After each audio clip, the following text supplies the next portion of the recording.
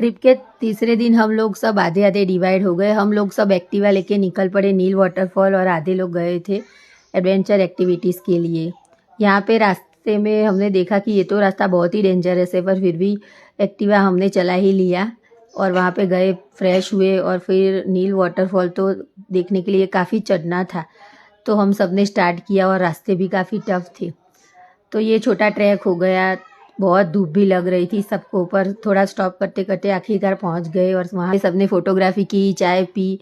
Fall का पानी ठंडा था तो हम सब थोड़े ठंडे भी हो गए और निकल पड़े नीलकंठ महादेव की ओर। वहाँ के आगे के रास्ते तो और भी डेंजरस लग रहे थे। बीच में राफ्टिंग का पॉइंट आया, गन्ने का जूस हम सब ने इंजॉय किया। बहुत ही गर्मी लग रही थी। आगे के नज़ारे देखते देखते हम लोग निकल पड़े नीलकंठ महादेव की ओर। बीच में हमें काफ़ी ट्रैफिक भी मिला।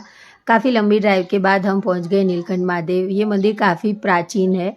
वहाँ पे दर्शन करके हमको बाद में बहुत ही भूख लगी थी। लगभग 3-4 बज गए थे। हमने सबने थोड़ा थोड़ा नाश्ता कर लिया और फिर हम निकल पड़े ऋषिकेश की ओर।